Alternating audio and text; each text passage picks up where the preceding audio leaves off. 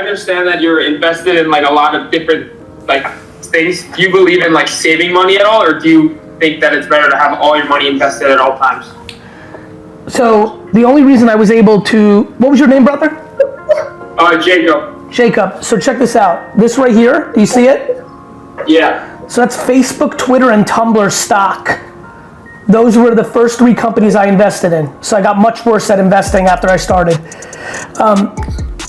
What's crazy about this, brother, was from 22 to 34, I worked for my dad's liquor store, and he never really paid me a lot of money because it was like immigrant family business life. So I never got paid a lot of money, but I was saving money like crazy. Like I was making $50,000 a year and I was saving $10,000 a year because I didn't buy shit. I was just working and saving.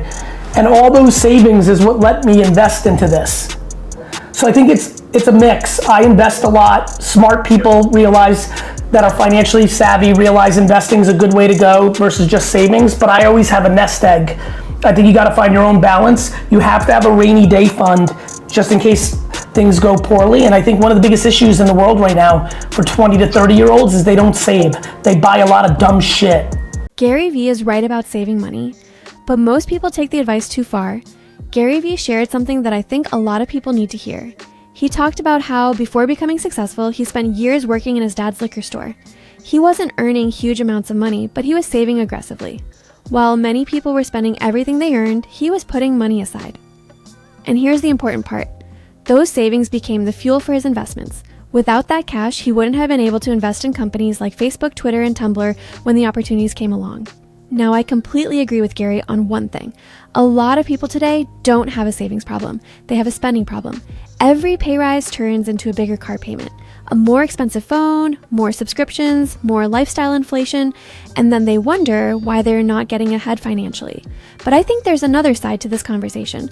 Sometimes people hear financial advice and swing too far in one direction. They either spend everything they earn or they become obsessed with saving every dollar. The goal isn't to become the richest person in the graveyard. The goal is balance. You need a rainy day fund. You need money invested for the future, and you need to enjoy some of your money today as well, because life is unpredictable.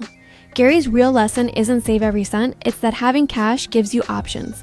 When opportunities appear, whether it's a business, an investment, or even buying a home, the people with savings can act. The people living paycheck to paycheck can't. That's why building wealth isn't really about how much you make. It's about creating the gap between what you earn and what you spend. And in a world where everyone is trying to look rich, that might be the most underrated financial skill of all.